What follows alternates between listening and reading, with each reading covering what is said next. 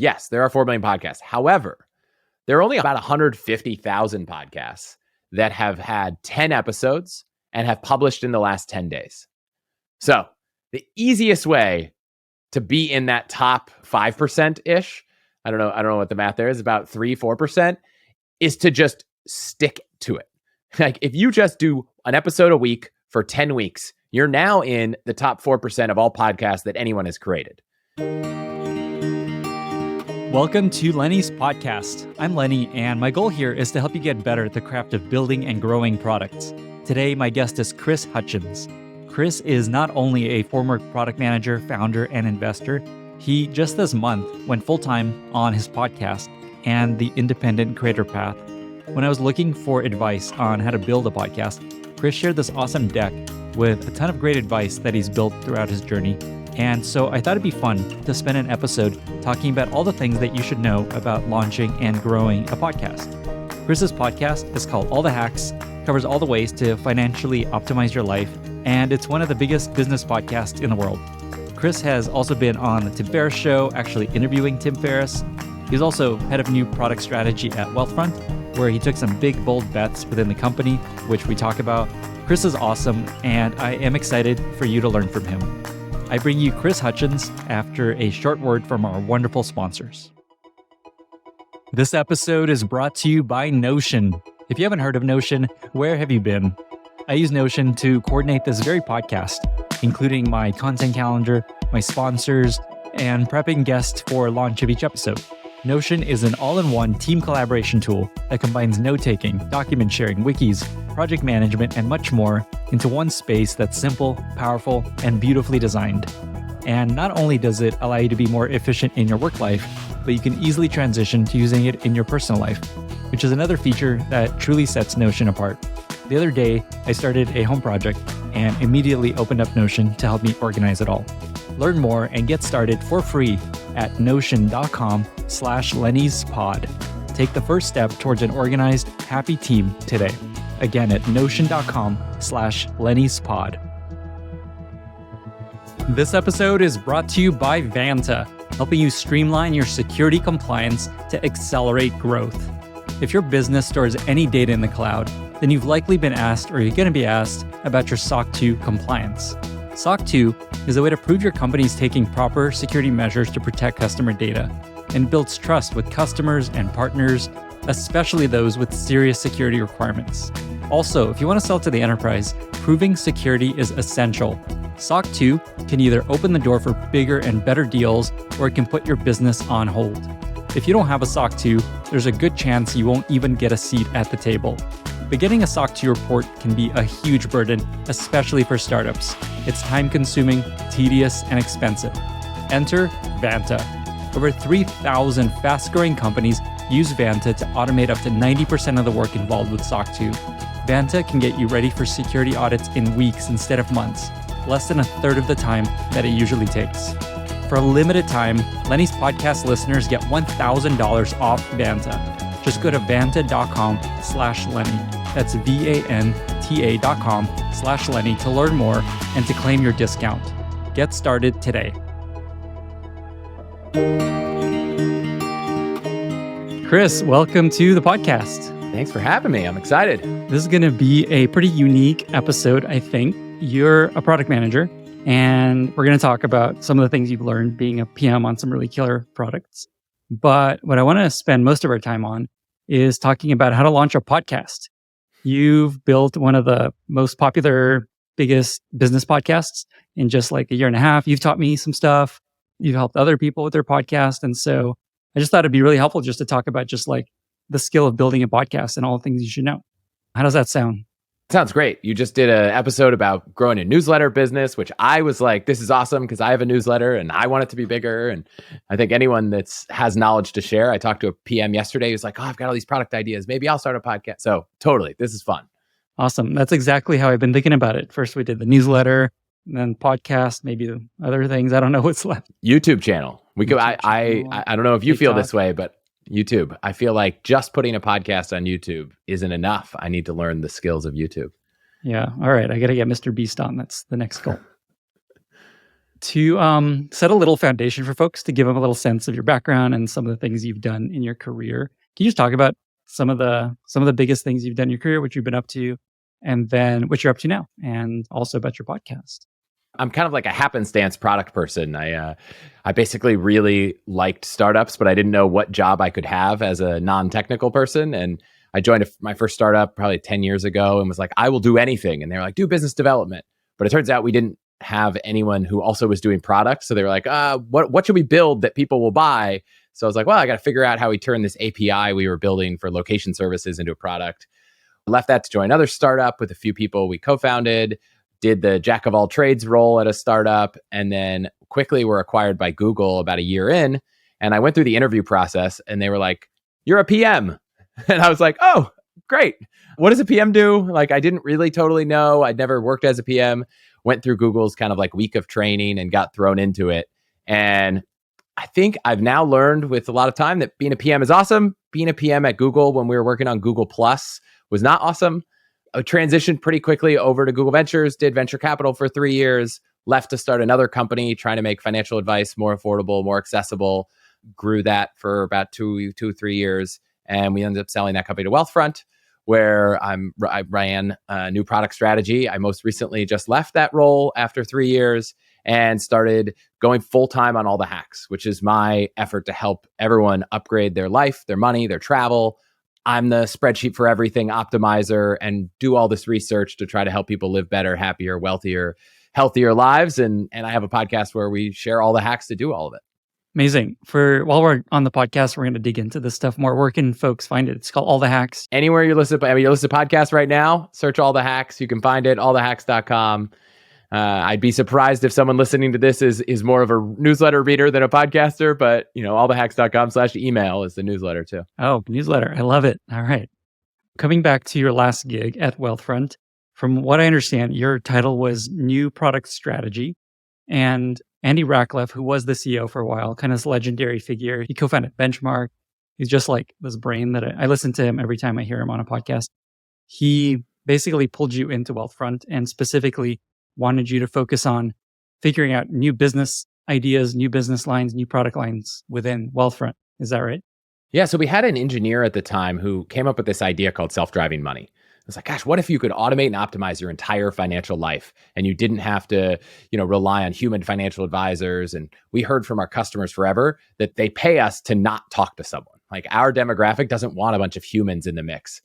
And so we had this idea, but we didn't really know what it was. So Andy was like, gosh, you've been spending time thinking about financial planning and software and, as an entrepreneur, could you come in and help us build self-driving money? And I was like, what is it? They're like, well, we got a bunch of ideas from an algorithmic standpoint about how to do it, but what exactly is it? So it was thrown into, let's do a bunch of customer research. Let's talk to a lot of people and let's try to come up with as audacious of an idea as we could for how you fulfill the promise of automating and optimizing someone's entire financial life to the point that they don't have to think about their finances on a daily basis and they know the right things are happening. When I think self-driving money, I'm picturing money just driving around. Like a Tesla, money meets Tesla. Yeah, the vision I had was, what are the core pieces of financial life that are stressful? It's like, I got to move money. I got to contribute to these different accounts. I want to make sure I have enough to pay my bills. And so what we ended up with was a product called Autopilot that would monitor your core banking account, whether it was a checking account at Wealthfront or not at Wealthfront, or whether it was an account at Wealthfront. And we would say, let's make sure we leave a certain amount of money. And you could tell us that much. And then we would say, great, now we had basically a series of things to fulfill with any excess. It was like, let's make sure you keep this much as a 3-month emergency fund, max out your Roth IRA, let's make sure you max out your 529 for your kids, and let's put the rest in your kind of taxable just brokerage account. And we would just periodically say, oh, you got extra money, let's sweep it over and do what we need to do with it so you don't have to think about it. Can you talk about the impact this had on the company and also just like how long of an endeavor this was within Wealthfront? It was a quick endeavor to try to start talking to people. Like, this was like, just throw in the mix.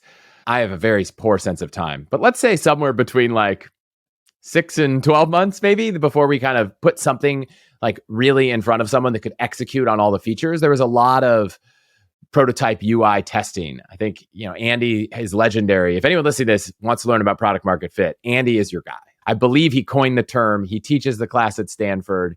And, the lesson was like, really find something people are reaching over the table want and make sure you have that validation. And so we were putting things in front of people, clickable, full prototypes. And I remember we got to one where someone was like, can I go get my husband? Like, I need to show him this. And then I created this thing, which I'm sure is not that new, but I would start pretending that the product existed in the interviews, only to find out, at the end, people was like, oh, it's not out yet. And they're like, what? I want to use, like, you could really feel the like, no, this has to be out. I want to start using it. So we found this thing that a small number of people were very excited about. And we knew that a product like this was going to be a high risk bet because people don't automate their financial lives today. People drive to go pick up fast food. And if you could, with a push of a button, bring it to their house, you're making a thing that they do much more efficient. Right now, it's like, well, technically they do this manually, but trusting software to do it is something that we knew would be a higher risk bet. And I think the takeaway, I would say the impact on the company was not as high as we had wanted, in that it didn't become this wild top of funnel, right? Like, I think it's similar to Tesla's autopilot. It's like, nobody goes and says, I just want to buy this car because of this feature. I'm sure some people do. But once you're in the ecosystem, it had a huge impact on making it easier for people to start saving more, making it easier for people to be more confident in their finances, and just automate all that behavior. So I would say the letdown was it wasn't the big, huge top of funnel thing where people are like, oh, this is all I've ever wanted. Even though if you interview people and you're like, gosh, would you like a product that could just automate all this stuff? They're like, yes, I would love it. And then you hand it to them and you're like, do you want to use this thing? And they're like, well, it's very hard to test that. And so what we found was it was a win in terms of it moved a lot of metrics for saving more money, increasing, contributions and that kind of stuff. But it didn't become this growth channel, which Andy would say product market fit is exponential organic growth. So I would say by that metric, we didn't have product market fit, but as a tool to make a system of products so much better. We have the cash account with all the checking features. We have an investing account. We have retirement accounts. So this really brought it all together, and that was super valuable. Awesome. So here's my big question. What have you learned? You spent a lot of time thinking about big bets, big innovations, working within a company to come up with something totally new. What have you learned about how to approach that within a larger company, how to successfully innovate, how to think about launching big bets, how to structure teams, anything along those lines? I've learned a few things, and I think some of them I've learned came naturally being a founder before being a PM. But, you think that customer research is all you need to build a product at a company, but figuring out how to create excitement internally and get buy-in from other teams, because, they're the ones that are going to build it. They're the ones that are going to help market. Like it's all a team effort. Sometimes you get caught up, as at least I found as a PM, of like, oh, we got the customer insights, we did the testing, it's all positive, and then you show the ratings you got from some survey or the engagement or some clips, and that's not the end of it. The end of it is creating this compelling vision for what you're building. And then the thing I learned from being a founder is, gosh, you have to state your vision and your mission and why you're here, like every all hands. Like, it seems so crazy because it's core to you, why we would build this, what its purpose is, why it's amazing. But as a founder, I was like, every week, I was like, hey, everybody, before we get started, like, this is the mission we're on. This is why we're doing it. This is the thing we're doing in the world. And as a PM, sometimes you're like, well, I told people 3 weeks ago, and I put it in that email that I sent out to everyone. And like, it was in the top of the PRD. So like, why hasn't everyone like understood why this product exists? And I realized very quickly that that same thing is true. So if you want to make a big bet, if you want to make a big impactful product, you have to bring people along with you.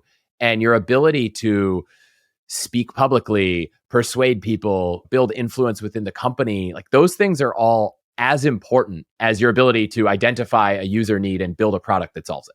Awesome. This reminds me a lot of Airbnb, where the founders, every all hands, shared the vision and the strategy that they came up with that year, like every single all hands. And it's always like, yeah, we know. But to your point, it's so powerful and important. And some people don't know. Like some people were not paying attention that one all hands, or kind of missed it out, skip all hands like often. There's just, you need everyone to be able to and this is a little segue to podcasting, and we'll come back to it. But I start my show with saying, Hello and welcome to another episode of All the Hacks, a show about upgrading your life, money, and travel, because I just want everyone to know this is exactly what this show's about. So when their friend asks them a question, they're like, this is exactly what it is. And the same thing is true about a company's mission, a product vision, anything. You want everyone to really understand it, be able to talk about it succinctly, and just have a very cohesive narrative in their head. That's a really big one. I think the other one is just understanding the customer, not just by talking to them, but just like being in the mix, playing with all the products. Something I asked a few of my colleagues before this, like, what are things that I've particularly done well? And they were just like, gosh, I feel like you understand what's happening outside of the walls of our business better than a lot of people. And maybe that's talking to a lot of other people who are founders, talking to a lot of other people starting companies, going to read all the comments on new financial products on Product Hunt, like really just trying to understand people beyond just customer research. And so that was another thing that I think as a founder, you're always looking for product market fit. So you're always trying to learn. Sometimes at a company, it's really easy to get caught up in the research you've already done and the customers you've already talked to, and you forget to kind of step outside and go talk to other people and see what other people are doing. And I'd say don't get caught up in what competitors are building and like try to feature parody them, but just understanding the space outside of the walls of your business. One thing I'll add to your point about reminding people of the strategy and the vision is if you can also help them understand how their team and project connects up through that, like create kind of a little tree of here's all the teams, what they're doing, here's all connects to the pillars of focus and themes, and then here's how it connects to the North Star metric and to our vision and mission. That kind of adds another wrinkle of like, oh, wow, I get it. I get why this team's important. There's a great analogy. I'm sure if I send a link, you can put it in the show notes or something about a football team. And it's like, the GM's goal is to like sell out the tickets and win the conference championship. And it actually like tears it down. It's like, well, there's a defensive line coordinator. I'm not even that big of a sports person, but it's like the defensive line coordinator's job is just one specific thing, but they kind of explain how it all levels up to this one North Star metric for the company, or two in that case.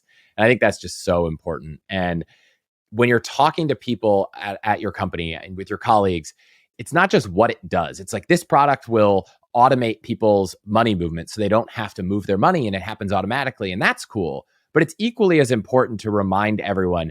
And then they don't have to worry about their money every week. And then they don't have to worry that their contributions might leave them without enough money in their checking account to pay their rent. There's these two components of it, which are, what does it do? But like, what's the feeling you want someone to have? And that gets into like product vision versus just the product feature set. And whenever we've written product visions, David, it's about things we're building. It's like, imagine a world where someone can feel this way about their money. And it's like, and then this thing will do that. That's the product strategy, is like how you execute on it. So Reforge has this awesome product strategy, kind of product vision roadmap that levels them all up, which I really like as another resource. Go Reforge. I just recorded another podcast this morning, actually, and what you just said reminded me of it, where a lot of people focus too much on features and not enough on benefits. And the stuff you're talking about is just like, think about what is the benefit to the person versus like, here's feature 1, feature 2, feature 3. The last little skill, and I know you've talked about this, but I think it's something that I was fortunate enough to not care about, which I think is when you focus too much at a company about like, ooh, I want the promotion, you get caught up in this world where you're like, ooh, if I want the promotion, I need to do what my boss wants. And I had this fortunate benefit of like my last job, I was the CEO. I didn't care about my title. I didn't care about leveling up. Like I came in and I was like, I want to continue trying to execute on this vision of this thing that I wanted to do. What that actually meant was my only metric I cared about was impact and like trying to build a product that would work. And I think in any job, in any company, it turns out you think that doing what your boss wants is actually what's going to get you promoted. But the people that I've had work for me or I've worked alongside that seem to always be the outperformers are always the people that are just solely focused on having the most impact on the company. I think the thing I learned, which thanks to Andy Ratcliffe for teaching me this, is when you push so hard for your ideas and you have really strong beliefs, you have to also make sure you state your intent, because sometimes people think you're acting out of self-interest. I'd be like, oh, we should delete this feature and build this crazy thing. It's going to be amazing. And people are like, oh, Chris just thinks his idea is better than everyone else's. And so he taught me, he's like, it would go a long way if before you said that, you said, hey guys, I've got some crazy ideas, but before I say them, I just want you to know that all I care about is that the company is successful. And I think this idea will make the company successful. And that's why I'm so excited about it. I don't need to own it. I don't care who owns it. I'm just really excited about it. And when you state your intent, you give people a little bit of ease in thinking, what it might be. And even though I'm sure half the people listening work at a company where their culture is like, assume best intent is one of the pillars, it's still our nature to assume that if someone's shooting down an idea we have, that maybe it's out of their own self-interest. And I've learned that when you have crazy ideas and when you're pushing back against a lot of people, if you can make sure you constantly remind them why you're doing it and what you care about, it goes a lot further than if you just kind of come in there with sharp elbows and try to push for crazy things. It reminds me, I think Andy is the person who on a podcast once said that every year he picks we're going to bet the company on this idea kind of project. Is that? I would say we've done that a few times. I think the thing that I always told people that I wanted to work on is I want to work on a project that, if successful, makes everything we do as a company today feel like it's not that important because we did something that was 10 times bigger than everything we're doing today. And what we're doing now is just 10% of the company. Those are the kind of crazy ideas I like to work on. They're very hard. Sometimes you're like, ooh, I've got one. And then it just doesn't work. Sometimes you do one and it takes a turn. But I think that when companies find those things, they're so powerful. But if you don't have the buy-in from management that that's your goal, Andy's he always talks about slugging average, not batting average. He's like, I don't care if you hit the ball every time. If 1 in 10 times you hit a home run, that's better than someone who hits it every 3 out of 10 times, but gets out a lot. He thought about that and the balance. He's written a lot internally about the balance between kind of working on iterative improvements to current features and then taking big bets and trying to find, the balance amongst it all. But I think he does believe there is always exploration necessary for taking big bets and trying to take, swings that could have outsized impact. You got to balance it because you're often wrong. And I think that's something that I was like, that's the thing I want to work on. As someone who was kind of running a company, when you get to go to a big company, you're like, now I can solely focus just on this big product bet. I don't have to worry about hiring and recruiting and all these other things. So that was fun. Speaking of being solely focused on something, let's talk about the podcast. So this is kind of the new thing that you're going to be focused on full time. You just left Wealthfront and you launched the podcast maybe a year and a half ago. Correct me if I'm wrong, but a year and a half ago, the podcast is top 30, top 40 business podcast. It's probably gone a lot higher at some points. And so there's a bunch of questions I want to ask about just how you launched this thing and built this thing. But broadly, what did I miss about the framing of the podcast? That's it. It's about 18 months old. You've been doing, probably about almost 100 episodes, not quite there, weekly show. And, I went on parental leave part of the last 18 months and I tried to balance family and just grinding on this. And it's been a passion project on the side. And I'm very excited to see all the different kind of legs and tentacles that the brand and the content can have. What kind of benefits and good things have come out of having a podcast and launching a podcast, running a podcast? I think we all run into people and you're like, gosh, this person's really smart. I wish that I could just pick their brain for an hour. And sometimes you could just email them and be like, hey, could we schedule some time in a month and we could just chat? But that sometimes just feels like a weird thing to ask. The podcast gives you this great platform. You're like, well, I have a podcast. And so I would love to invite you on and help you amplify your message and spend an hour trying to understand everything you know about topic XYZ. And sometimes it's really nerdy and nuanced. And sometimes it's, broad, but being able to have a reason. I think one of my first episodes was with a guy named Morgan Housel, who wrote a book called Psychology of Money. I was like, I read the book. I was like, this is a great book. I have so many questions.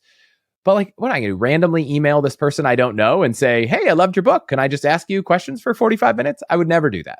But I randomly emailed him and said, hey, we've never met, but I have a podcast. I don't even think it had launched. It's launching next week, but I'm really excited about it. Could I pick your brain? And he was like, sure. So I would say the biggest thing is it just gives you a platform to explore your curiosities on things, provided that you can really focus the thing that you talk about on one vertical niche, something, so that people learn what it's about. Because the hardest part about podcast growth is there's 4 million podcasts and you got to find a way to stand out in a sea of many podcasts. Let's actually talk about that. I was going to ask you about that. There's 4 million, you said. That seems right. It's probably 4 million launched a day. Also, if you're someone that's thinking about, should I do a podcast? Should I not do a podcast? Do you have any advice for just signs that this might be a worthwhile endeavor with your time versus signs you probably should not do this do not even? I'll give you two perspectives. So one is, yes, there are 4 million podcasts. However, there are only about 150,000 podcasts that have had 10 episodes and have published in the last 10 days. So the easiest way to be in that top, 5%-ish, I don't know what the math there is, about 3-4%, is to just stick to it. Like if you just do an episode a week for 10 weeks, you're now in the top 4% of all podcasts that anyone has created. Now, that doesn't mean you're in the top 4% of the 150 active podcasts. So what I would say to that is, maybe you have a massive platform already, in which case, just go start the podcast. But if you don't already have a massive platform, it is unlikely statistically that this thing is going to work. So absolutely do not start the podcast if you wouldn't do it for free, making no amount of money in perpetuity or as long as you want to experiment with. That's one thing I'll throw out there is you are most likely going to start a podcast and it will not take off and be wildly successful. However, I've met plenty of people who have, hundreds of listeners and hundreds of episodes, and they stuck at it because they truly loved the thing. If you don't know if you love the thing, it's very easy, which is what I did, to say, I'm going to have one season of 8 episodes. And I committed to record 8 interviews and put 8 interviews out in the world. That was it. All I committed to myself. And I said, if that doesn't work, then I will be fine and say, here was season 1, and there's just not a season 2. And I would be okay with it. So you can commit to see if you like it before you do it. But chances are, and you might have found something similar when you started creating content. It's like for the first 6-9 months, like there's no revenue coming in. It's a lot more work than it seems. Everyone I know that has no podcast and goes to having a podcast, like, oh my gosh, I thought this was just like 1 hour a week. I just talked to somebody. It's like, I have to prepare for it. I got to write up show notes. I got to make sure it's edited properly. I got to recruit people. Turns out you reach out to 10 people, 2 reply. 1 is willing to schedule this week. Like there's just a lot that goes into it. So I'd say only do it if you're excited to do it, even if 5 people are on the other end. Talking about the time investment, how long does it take you per episode, hours wise? And then how long did it take you to kind of prep launch? This has evolved a bit as the podcast has generated enough revenue to hire other people. But in general, I would probably spend, depending on how well I knew the topic or the person, anywhere from 2 to 10 hours preparing for an interview. If someone wrote a book, at the beginning, I was like, I got to read the whole book. I got to take notes. Then I was like, well, if I read the whole book and take notes, then I kind of know everything. So I'm going to read a few chapters. I wanted to listen to everyone on different interviews. Some people are really hard. Some people have only talked about one topic and you want to get them on another topic. I interviewed Carrie Walsh Jennings, who's a 3-time gold medalist at the Olympics for beach volleyball. And I listened to every interview she'd ever done because only like 3% of each interview was about not volleyball stuff. And I was like, well, I don't want to talk about volleyball. Like, I want to talk about performance and how you can train.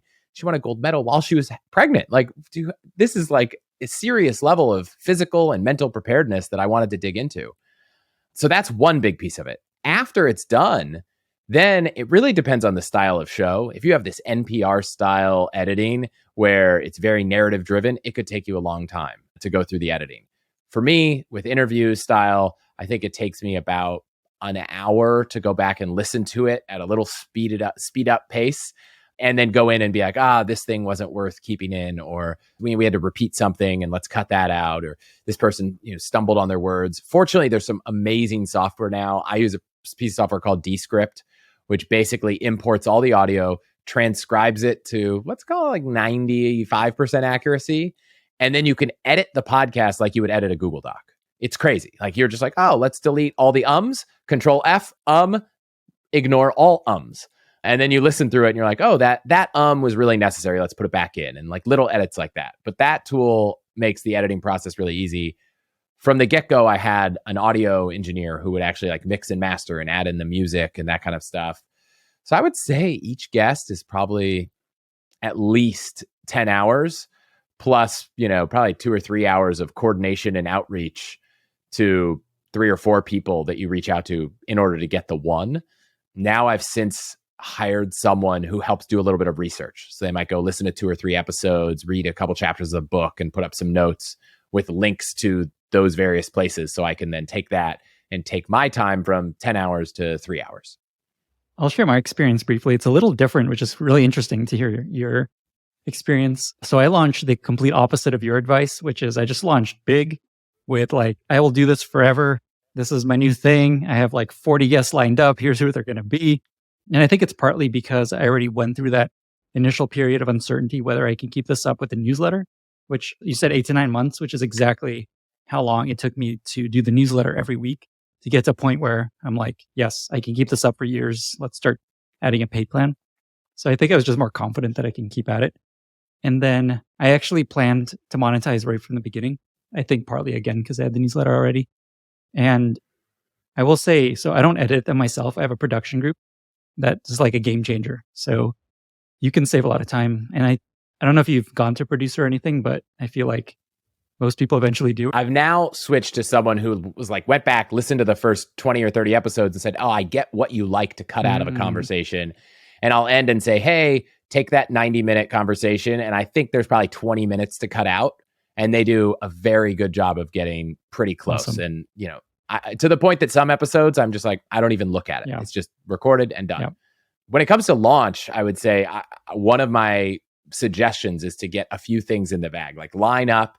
You don't want to launch and then be like scrambling. So I tend to think launching with 2 or 3 episodes, either all at once or in a week, is a really valuable strategy. You talked about in the intro, you're like, sometimes it's been a higher ranked, but top 30. You know, I think I've been top 100 in the business category, all the way to top 5 in the business category, maybe top 10, and just all the way in between. And the reason for that is that the ranking charts are all driven by different variables than you would imagine. They're driven a lot by momentum of new subscribers, at least on the Apple charts, than actual downloads. So I have a friend who launched a podcast and had a huge following on social media. And so out the gate was able to garner a ridiculous number of new subscribers, to the point that she was the number 2 podcast overall, all podcasts in the world. Holy shit. But now it's crazy. For like a week or two, a woman named Erica Kohlberg, she has a podcast called Erica Talk. Yeah.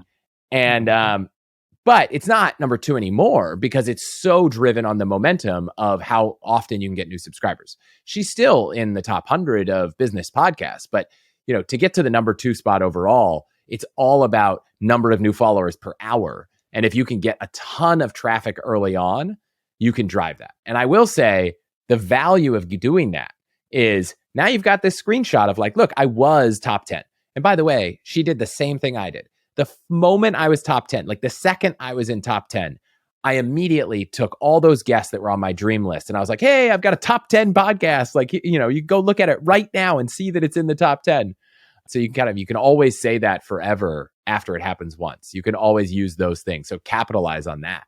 So you had the newsletter before. I had a newsletter I'd written on casually for various things throughout my life and for my last startup. And so I kind of put it all together to try to carry a big launch so that we really spike the rankings, maybe qualify for Apple does this like new and noteworthy thing. And so there's a lot of stuff you can do to build momentum at launch. But at the end of the day, all the momentum in the world doesn't matter if your content's not good. So I try to say like content for me is like product market fit for, you know, building software. It's like you need to have a good podcast. And so if you launch big, one of the downsides is you don't really get that moment of like tweaking and testing and seeing how it is. And, you know, I will say I did 5 episodes, and the 5th one, I was like, this is number 1. Like this, the first one I recorded came out, I don't know, 5th, but the 5th one I recorded came out first because I just knew it was episode 1. And the guest that I had on, and we talked about travel hacks, a guy named Lee Rowan, he's come on twice. It was just like this awesome energy episode about everything you want to know about travel hacks. allthehacks.com/1. So save yourself the need to scroll through the whole list. But if your content isn't a unique perspective, you don't have a unique way of saying it, it's going to be really hard to stand out in the sea of podcasts. So I always say, be you, be authentic, try to be someone's favorite. Don't try to be everyone's okay podcast. Like, you know, I remember Tim Ferriss was saying, I got a chance to go on Tim Ferriss's show and interview him about podcasting. And he's like, look, I did an episode about like how to make violins or something. And he's like, I was so fascinated about this. 80% of people were like, what is this episode? But 20% of people thought it was one of the best episodes I'd done that year. And I think half of his top 10 episodes of all time are people you wouldn't recognize. So I would focus on what gets you excited, not focus on what you think will move the metrics. Because every time I have a guest where I'm like, I really think this person's going to move the metrics, it's like, it doesn't. And then I interview someone who no one has ever heard of. And I get these emails like, wow, that was such a good episode. Can't believe, oh man, I'm so glad you did that one. I was like, you don't even know who this person is. Very similar experience in many ways across a lot of the things that you said. Something that you did mention that you shared previously with me is, and this is advice that I've thought about a lot, is you should be somebody's favorite podcast. That's like a sign that you're doing something right. Can you expand on that? There's this whole idea of build your 1,000 true fans. And I think anytime you're creating something in the world, you want people to be your advocates for it, because those are the people that are going to share it. Those are the people that are going to write the reviews. Those are the people that are going to send you the ideas. Those are the people that are ultimately, when you make a call out on a podcast, like, hey, I'm looking for someone to help build this company or this, enterprise, that are going to reach out and want to work for you. I find it so valuable to build that relationship with people. And it's even more valuable with podcasting, because podcasting is such an intimate medium. Like, you're in someone's ear and they're actively listening to you while they're, going about their life. They're going on a walk, they're doing these things, but you're right there. And I get so many emails that are like, I feel like I'm just sitting on the couch with you while you're talking to me. And like, you create this really close relationship. And the more you can create for those people and be their favorite time of the day, their favorite thing. Someone once told me, like, make sure you're consistent with the time you release, because you'll get people that are like, whoa, it's Wednesday morning. Where's my episode? Like, this is how it's become a ritual in my life.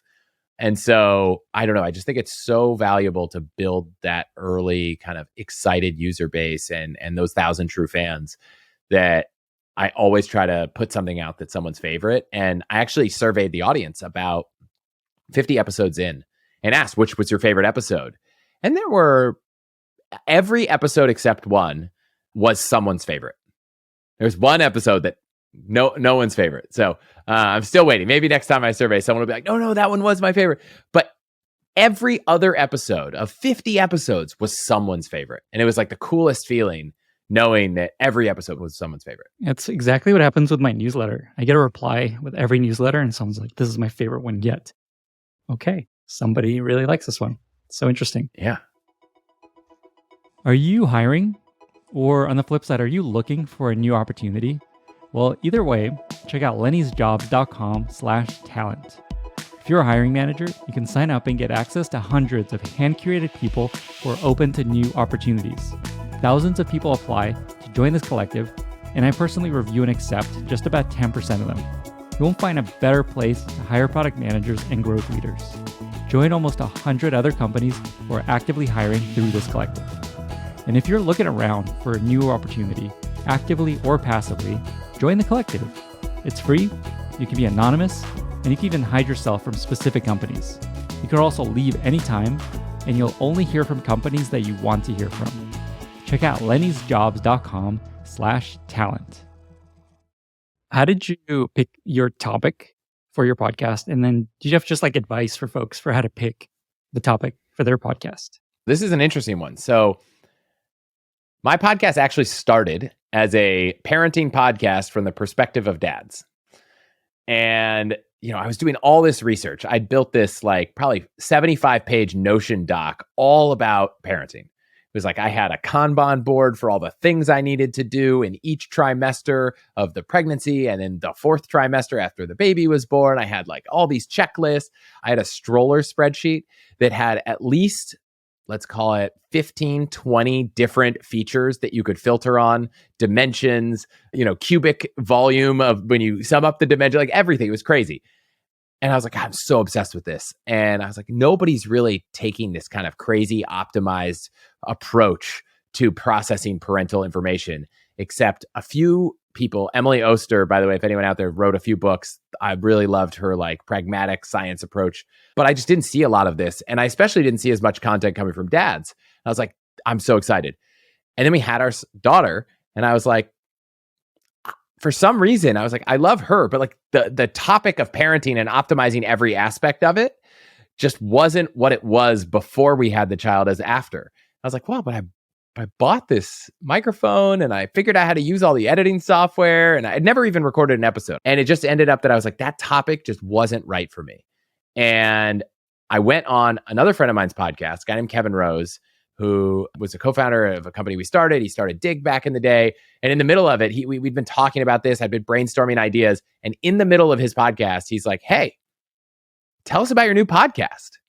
And then I was like, Kevin, I haven't nailed down what it is. And he's like, yeah, it's fine. Why don't you just record a response to that question and email it to me before this episode goes live? And then you could just tell everyone what your podcast's about. And then I was like, okay, I'll think about it. And like the next day, he was like, dude, I need this by Friday. I was like, oh man, so I have like 2 days to figure out what my podcast is.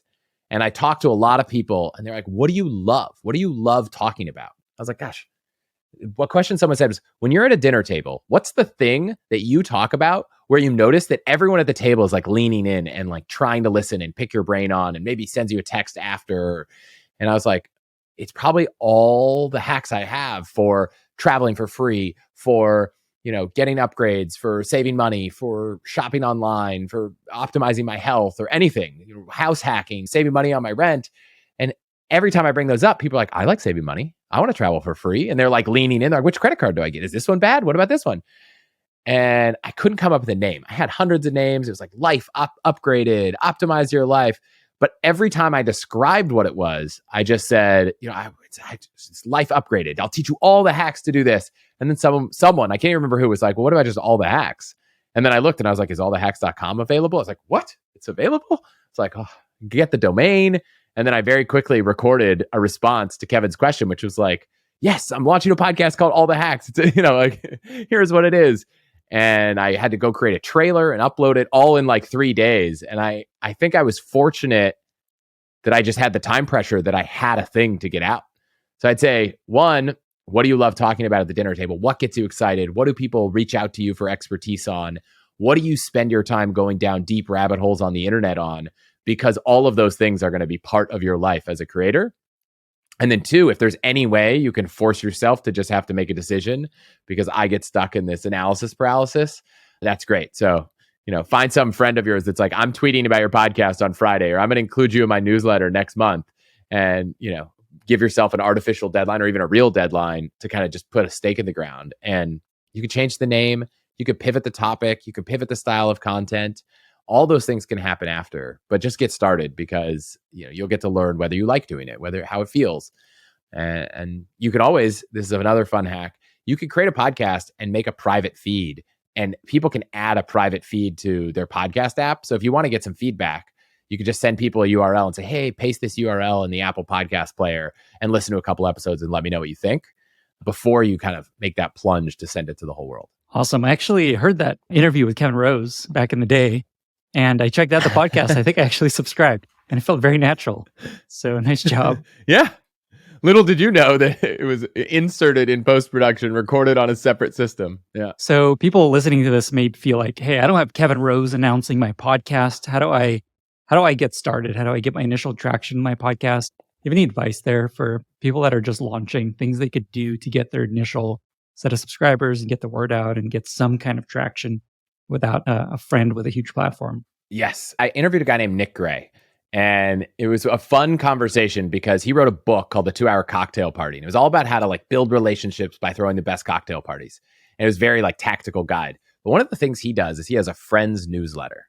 And he basically created a newsletter. And every time he meets someone that is a friend of his, he sends him a note and says, can I add you to my friend's newsletter? People say yes. And he just shares here's some cool articles I'm reading. Here's, a cool thing I'm doing in my life. Here's a picture. It's instead of waiting till the holidays to send your holiday card to everyone that's here's what happened this year, or maybe now that's what my grandparents did. Now it's just here's a photo of the family. He just sends it out. I don't even know what the cadence is. It's just every now and then I get an email and it's oh, this is what Nick's up to. This is pretty cool. Anyone can subscribe to it. And he shares all these great things. He's I was thinking about a virtual assistant. Here's 75 things that I dreamed up that I could send to a virtual assistant. I was oh, that's really cool. Here's how I tweak my Calendly. And I said to Calendly, to you, it's I added a few little things in it that he had suggestions to just make it a little more friendly, make it a little more comfortable. The one I loved was if I'm not arrived within 2 minutes of the start time, here's my cell phone number. I just want to make sure I'm prompt and people know that. And so one thing is, before you even get started, find a way to just build an audience of your closest friends, family, colleagues, and throw stuff out in the world. You don't have to do it weekly or monthly. You could just send it out every quarter, every 6 months. It doesn't matter, but start to build something. So I started with a new, I think it was on MailChimp, called Life Updates. And I think I sent like 5 of these out 10 years ago. And I hadn't really sent one out in 7 years, but I still had this email newsletter with 1,100 people on it that I just collected from life. And so that was one thing. Look, you can always go out and try to find other creative ways to partner with people. So you have a newsletter, but you don't have a podcast. Could you, use your newsletter to promote something? Could you find someone who has a platform that you could trade your services for promotional things? I can think of a couple examples where there's been something where I've been really excited to use, and I'm like, hey, could I talk to my audience about this thing? And then you could let me use this. So if there's anything, whether it's consulting services or anything, you could maybe trade those services for other people with an audience to share and promote you. I think that happens more often than not. But again, it all matters if you have good content. So I'd say the first thing, the most important thing to grow a piece of content is just have it be good. And it's hard to know what's good. Put it out in the world, see if people like it, maybe get your reps in before you even try some of these growth things. I think, I was fortunate to have done some public speaking before, so I felt a little more comfortable. But if you mentioned Mr. Beast earlier, he's very public about the fact if you go back 10 years and look at his YouTube videos, they were not exciting like they are now. And it took him a long time. And I think that's the reality with content is for almost every person that you see out there and you're like, wow, they have this huge audience. It's so awesome. You go back 10 years and you're like, oh, well, their first episode wasn't that awesome. It was actually kind of crazy, or it wasn't that interesting. And they got better over time. They learned what their audience liked. They built a following. So those things are all there. Find communities. If you're talking about a very specific thing, I never forgot Gary Vaynerchuk's lesson. Gosh, he probably told me this 13 years ago. He was like, when he was starting Wine Library, which most people don't maybe even know that that's what he was originally known for, he wanted to build this business. And so he went on Twitter and he looked for every single person that asked a question about wine and he @replied them back. And so a tactic that I think could work really well is, for me, I'm like, I love travel. I love points and miles. I can just search Twitter and find every person on Twitter, every person on Reddit, every person on a forum, whatever, that's asking a question about the thing my podcast answers, and go in and try to be a value add to them. I guarantee that if you have a podcast and your favorite thing is quilting, and in your bio on Twitter, maybe Twitter's not the right platform, but let's just go with the analogy, right? Your bio says like top quilting podcast, and you go find everyone that's asking questions about quilting and answer their questions with strong, like good answers. They're going to look at your bio and be like, oh my gosh, this person knows their stuff about this topic. Let's go see what they do. And you have these advocates, they share in their communities and it grows over time. I'll come back to one more tactic, which I didn't do, but there's no built-in distribution engine in podcasting. TikTok, you make a TikTok video, TikTok sends it to like 100 people. And if no one likes it, it dies. But if like a few people like it, they send it to more people and more people. And YouTube does the same thing. Instagram Reels does the same thing. Podcasting doesn't have that. And so it's just a slow growth effort. And you just have to be okay with that. But what I didn't do early on, which you can do, is you can make clips of your podcast. And you could put those clips on these channels that do have that built-in distribution. And if those clips do take off, they can build a massive audience. And so there's a guy, Danny Miranda, he has a podcast. And he launched, didn't have a huge following, but he created clips of every single episode, lots of clips. He didn't know what was the most interesting piece of content, so he made a clip for everything. He built millions and millions of views on TikTok and Instagram just by creating content from his podcast that drove downloads over to his podcast, helped him build his audience. And he built an audience on social faster than I have and bigger than I currently have out of just being all in on distributing his content on platforms that had growth engines built into it. The last point is interesting because what I've been hearing, and I've actually experienced it. So I have TikTok clips, I have YouTube videos and YouTube shorts, and I find they drive followers within the platform and downloads and views, but I haven't seen any actual impact on the podcast. And maybe people can measure it, or maybe they can tell something's happening. But from what I hear and what I've seen, I don't know if it actually drives a lot of downloads, but it's still really useful. Still really useful to have an awesome TikTok account and an awesome YouTube account. he said, look, I don't know if it drives downloads, but it drives brand awareness for Mhm. me. Yeah. And he's had multiple guests be like, oh yeah, I'd love to go on your show. One of the clips he made, like he made a clip talking about Ray Dalio, and Ray Dalio was like reposting his clip. And so he was getting a lot of engagement with people that would be very difficult to reach out to, saying, I have this many downloads. But because he was getting thousands or even millions of views across a platform, it gave him the credibility to do a lot of things that he might not have been able to do. Now, then he's gone and translated that into, well, let's go bring some of these people with really, really wide distribution of their podcast onto my show and let's do an interview with them. Then for the most part, people are like, oh, let's distribute, that content to my audience that you had me on.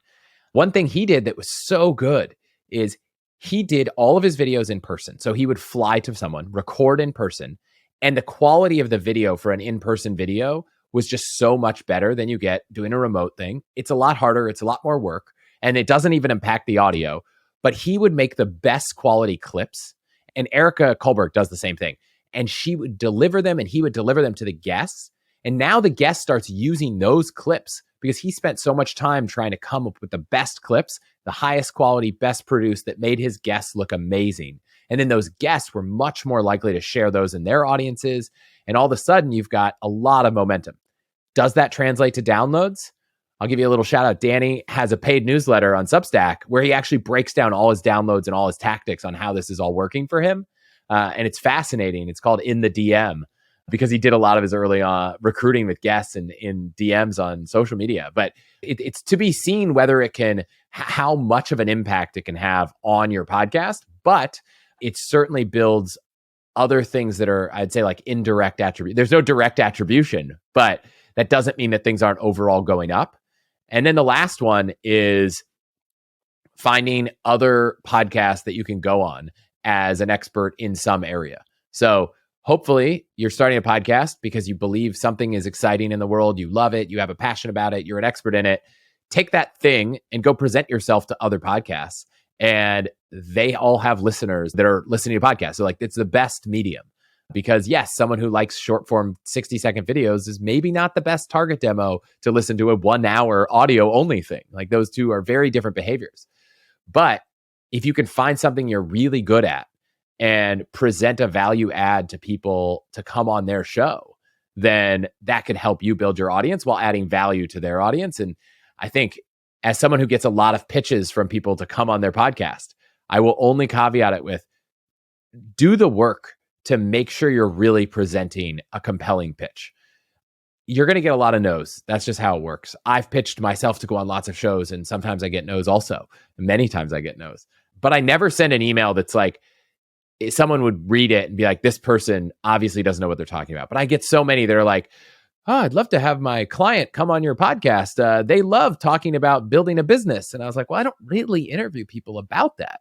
Like if someone came to me and was like, here is a tactic to improve your life that I think your audience would benefit from, and here's why my expertise makes me the best person to talk about it, I'd be much more open to it because they actually understood what my show is about. Yeah, I get at least one email a day with one of these pitches, and I know exactly what you mean. I generally don't reply because it's just not even worth trying to convince them they're not a fit. Yes. Shifting gears a little bit, I want to talk about your stack, your podcasting stack. What do you use on the software? What do you use the hardware, mic, headphones? What do you recommend? On a mic, I started out with the ATR 2100X. I think it is a great entry-level mic. It's under $100. You can use like old analog XLR cables if you want, but it's also USB. That mic got me through 50 episodes. I have since upgraded to a Shure SM7B, which is like the XLR compatriot to, I think you have a Shure MV7. Yeah, I have the USB version, if that's what. Yeah, exactly. And those are two great kind of upgrade mics that I think have, I like the sound quality a little better, but every time I'm traveling and I'm like not sure if something's going to come up, if I can make a recording, if I have to record the intro, do a remote interview, I still carry the ATR 2100X because I just think it's an easy thing to have and it works really well. I record everything on Riverside. I put everything into Descript. I plug my XLR mic into a Focusrite Scarlett 2i2, which is like an audio interface. I would say I've gone a little bit overboard with video. So we were talking right before this started. I have like a Sony A7C, which is like a mirrorless full frame camera behind a $60 Amazon teleprompter so that I can make direct eye contact with the camera while an iPad that's, I don't know, it's like 10-year-old iPad sits under it and projects as a second screen for my computer. Yeah, if you're using this. if you're not watching this on YouTube, you got to check out the YouTube video, at least for 5 seconds, to see Chris just staring at you. I've never seen this on a podcast video before. Yeah. It's the future. So I have that set up using a iPad running an app called Duet Display. I don't do the editing. I've worked with one editor that uses Audition and one that uses Pro Tools. I don't have a strong opinion there. Oh, my favorite of all, my friend of mine, Brendan Mulligan, started this company called Podpage. And so for people who don't know a lot about how podcasting works, there's a hosting platform. I use Simplecast. I liked that they were one of the only hosting platforms that has a really affordable self-serve option, but also has a really great pro, all the features that you would want in the future for monetization, everything, so that you wouldn't have to switch. Not to say that, you couldn't switch easily. It's pretty easy to switch. How it works is you upload an MP3 file, you write out all your show notes, the title of the episode, everything, and they create an RSS feed for you. You could literally just create an RSS feed, right? Like that's all it really is. And you could host everything you're on your own on AWS or something, but they make it really easy for not that much money. And then you go distribute that RSS feed to all of these different players. So the Apple Podcast app, Spotify, et cetera. And one of the things that's amazing is this site, Podpage. You submit the RSS feed to this website and they go in and say, oh, here's the description of the podcast. Here's each episode. Here's the cover art you submitted for that episode. Here's the title. Here's the show notes. And they just auto-generate a website for you. And then they give you the tools, like a WordPress style set of tools to go and change the header, change the descriptions. Like you could go in and tweak things. But every night on Wednesday, or I guess Wednesday morning at 2 a.m., my podcast goes live. And at 2:05, Podpage has already noticed the RSS feed is up to date and that site is posted. I don't have to do anything. They even monitor for the slug, like the URL slug I put in as a check out this podcast at this URL. And Podpage says, oh, that's the URL you want them to check out. We're going to inherit that and put it in. So you don't even have to give us any information and we'll just know the URL that you want to set this episode up on. I think that is a super simple way to build a podcasting website. The only other thing, we didn't talk at all about analytics at all, but I use Chartable for analytics. And podcast analytics are a little crazy because you don't have a lot to go on. But Chartable is a really cool analytics platform that becomes really interesting when you start to cross promo with other shows or run ads for other shows or do anything like that, because they basically can track IP address of downloads. And I say track, like I don't know who's listening to what from where in any kind of very specific way. But what I do know is if I'm doing a cross promo with another show where I'm saying, hey, check out a podcast I love, and they're saying, check out a podcast I love, it actually says, oh, how many of the people that downloaded this episode actually went and listened to this other episode? So you can get direct attribution of podcast listeners going from one podcast to another. So that is a really important tool in my kind of running a podcast toolkit. But it doesn't matter as much until you start focusing on growth and doing promotions and stuff like that. Awesome. I host on Substack is maybe one difference. I use Podpage for my site. My producer, editor, people actually use Descript/Descript also. That's kind of what they use for editing professionally. So it's good for amateur hour and good for professionals as well. I use Chartable. Something is up with my Chartable. I think I've told you, or it doesn't count my Spotify downloads. It's kind of a pain in the butt, but it's still... Which is funny, by the way, because for anyone listening who doesn't know, Spotify actually owns Chartable. So like the one platform your Chartable doesn't get good download data from is the one that it is owned by. Yep. I do not understand what is going on. I've talked to them and they don't know what the fix is. It doesn't matter anyway. I get enough analytics other places. There's one other site I'd recommend called Pod Status that just gives you a quick access to where you're on the charts every day. It gives you these cool line charts, which Chartable sort of does, but it's like a lot simpler on Pod Status. But otherwise, awesome. All the same stuff. One other question real quick. Say someone launches their podcast. What would be like a good download goal to aim for when you're getting started? Ooh. That's like, maybe this is working. Do you have like a sense of a threshold to try to hit?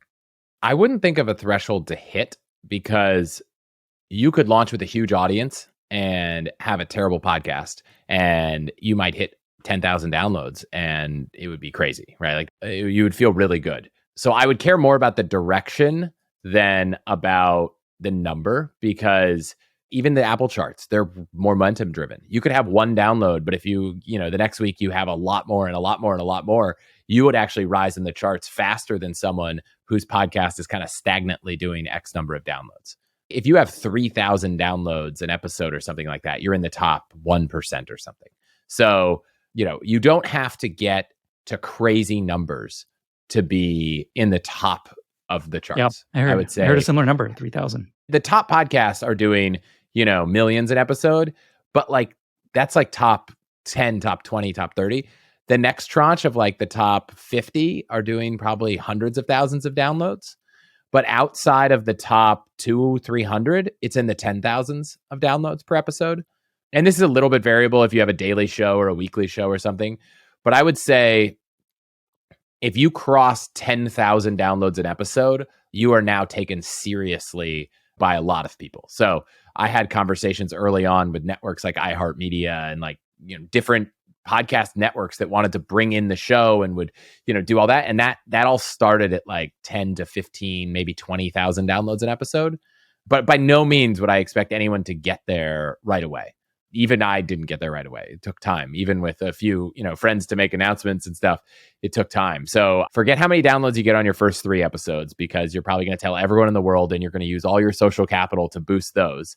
And then look at how many downloads you get on your 4th and 5th and 6th. And does it go up? Does it stay stagnant?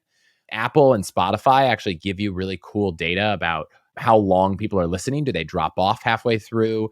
You could start to be like, oh, do people stay for the whole episode? I will say I haven't found a good site for benchmarks, but it's like, the average podcast I think probably has less than 50% of listeners by the end. So don't be turned off when you say, wow, only 40% of people made it to the end. Like, that's not horrible. Like, I think my best episode, it might be like 65 or 70% of people made it all the way to the end. It's not 99. What I like about those charts is you can see what percentage of people skip the ads and then just keep continuing. It's like a bump, the mid rolls and the pre rolls. And it's not as high as I thought. 10, 20% depending on, maybe 15%. It depends. Yeah. Not bad at all. Yeah. Any last words of wisdom on the world of podcasting, starting a podcast, continuing a podcast? Yeah, I've got 3 things for you. One, this is a little bit of a financial outlay, but I think it's really interesting. There's this podcast app called Overcast, and it's not the biggest in the world, but you can run ads in it. And the thing I like is that the ads are much more reasonably priced than a lot of other places. And they're very dynamic. So I would encourage anyone listening to like watch it for a few weeks if you have a podcast and you want to experiment, because the same ad could be $200 one week and $700 the next week, depending on how much demand there is for that category. So you can wait and hold out. But what I like is they take your art from your podcast and then you can rewrite your description, and they tell you how many people saw the ad, how many people tapped on it, and how many people subscribed to the podcast after seeing the ad. And technically, they could also listen to the trailer. They could listen to an episode.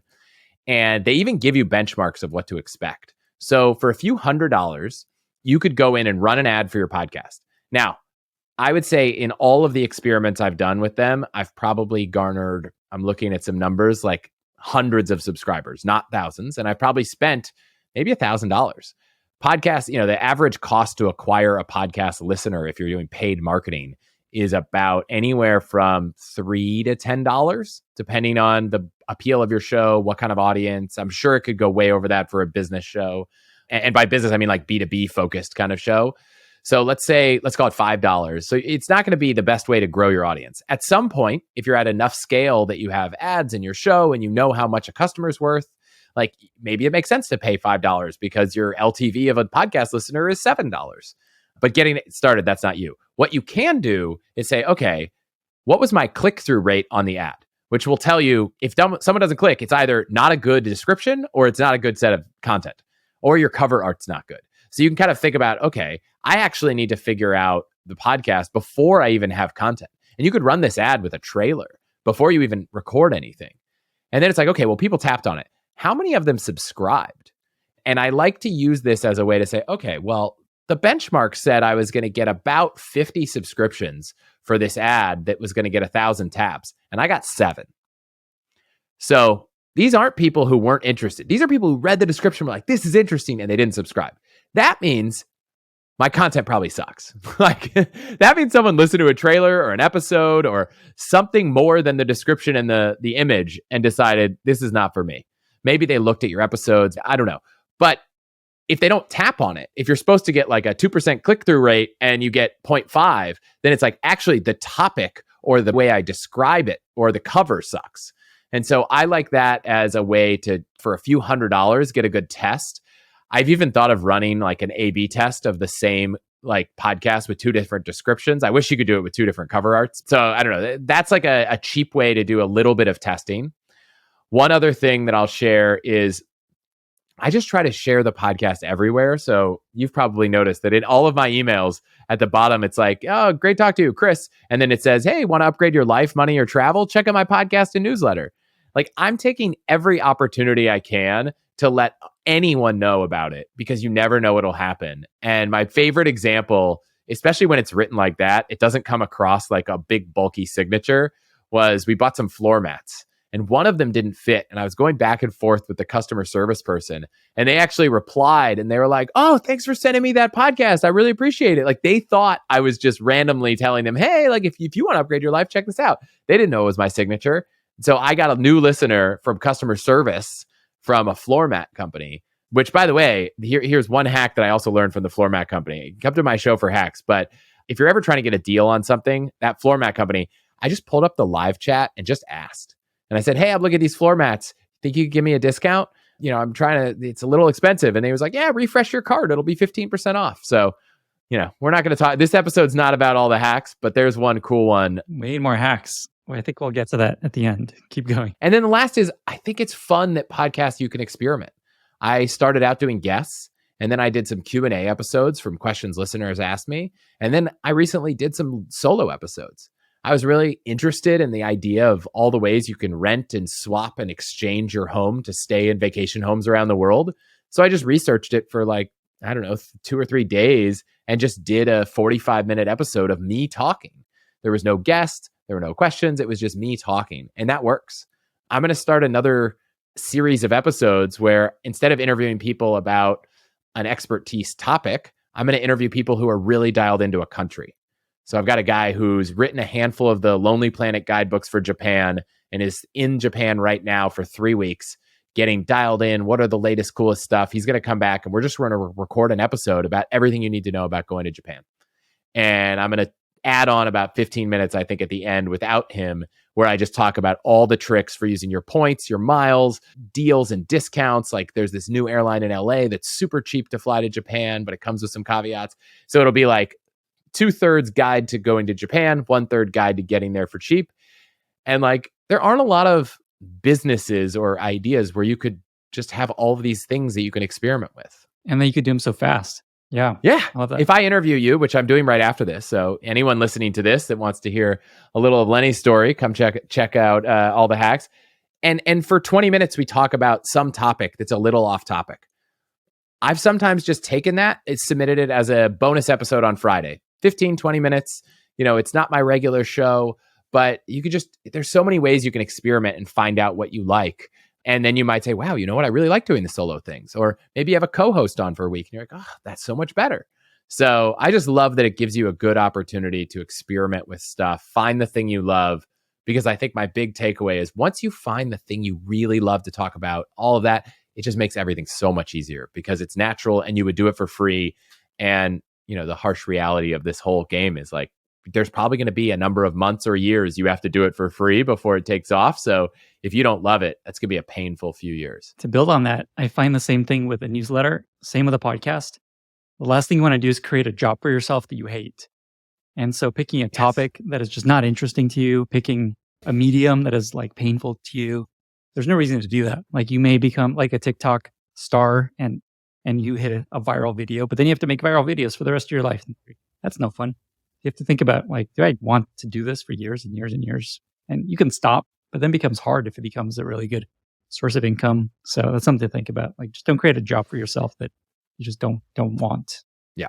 With that, we've reached our very exciting lightning round. I don't know if you knew this was coming, so it'll be extra special, real quick, easy, whatever comes to mind, let me know, and then we'll see how it all goes. Does that sound good? It sounds Okay. good. What are 2 or 3 books that you've recommended most to other people recently or in life in general? 2 I love. Actually, this could be 3. Happy Money is a fantastic book all about ways that you can spend your money to optimize for happiness. It's like a collection of a ton of research about the science of happier spending. So that's one. Vagabonding by Rolf Potts, who I had the pleasure, the last 2 I've had the pleasure of interviewing recently. It's like a guide to long-term travel, but it's just kind of a different perspective on travel. I would say if you're at the point in your life where you now have kids, it's probably going to be hard to live up to that. But I have gifted that book to so many people who are like, oh, I think I should take a trip for 6 months. I'm like, go read this book. My wife and I traveled around the world for 7 months, and that book was like instrumental to us taking it and how we lived on that. And then the last is called Die with Zero by Bill Perkins. And that book probably had the biggest impact. I haven't gifted it to anyone. I've recommended it heavily the last week because it had a huge impact on me. And the fundamental premise of the book is that this isn't a very lightning round response, but instead of optimizing for money, which is so tied up in American culture of how do I make more? How do I get promoted? How do I earn more money? How do I save more money? We should really be optimizing for the net fulfillment in life. And we shouldn't be trying to save all of this money. We should actually be trying to allocate it over our lives in the most optimal way to increase experiences, increase fulfillment, increase happiness. And sometimes that means saving less when you're younger and you're more able to do things like backpack around the world for 7 months or go bungee jumping. And when you build those experiences early on, the memories of those experiences pay dividends the rest of your life. Good choices.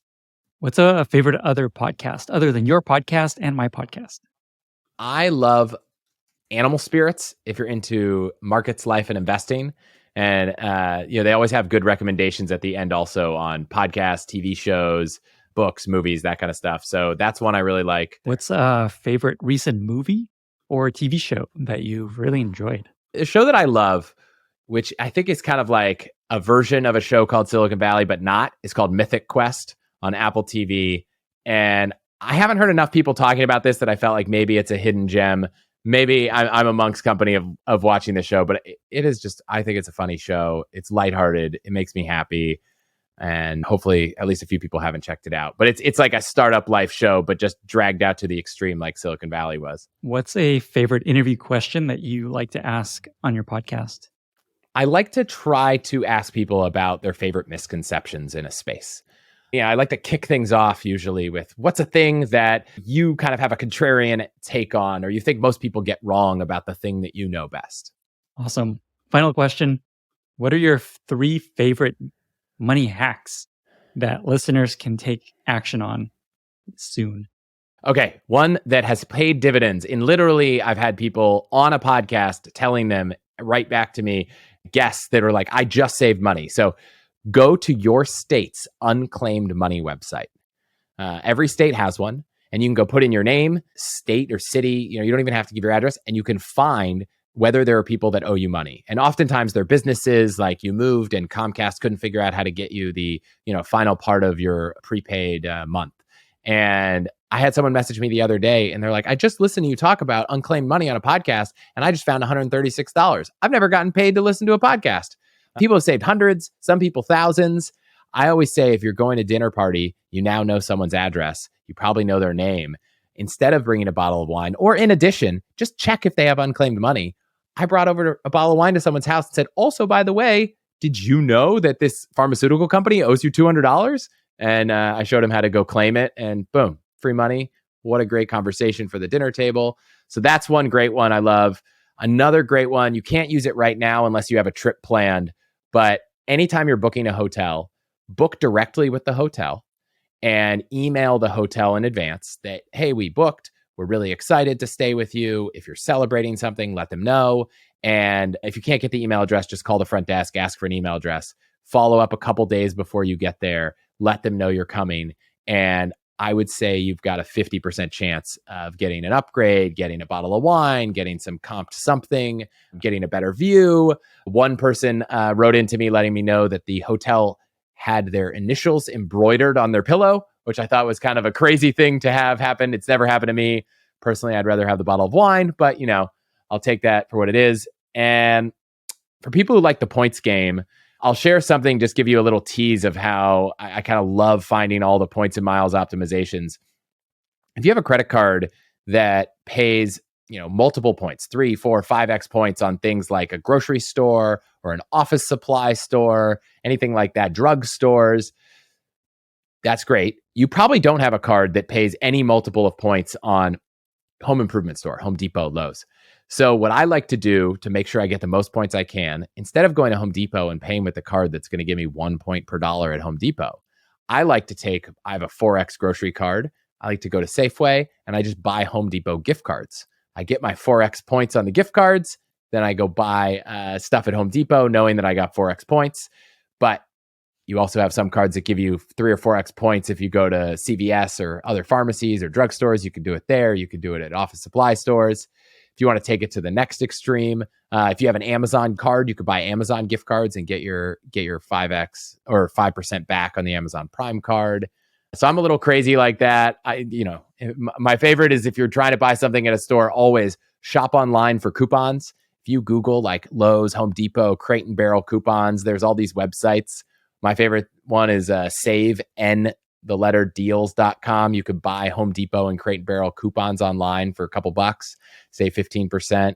So stack up. And then the cashback portals. I'm going to buy something. I'm like, how do I get the cashback portal? How do I get the most points per dollar on my card? And how do I get a discount maybe from asking in the live chat or going in and buying a coupon? So I go a little crazy on that stuff, but I love saving money and just feeling like I got a good deal. Amazing. What an action-packed episode we had. We got money hacks, we got big bets, we got podcasting, we got self-driving money. What a conversation, Chris. This was amazing. 2 last questions. How do folks find you online? Where do they find your podcast? And then how can folks be useful to you?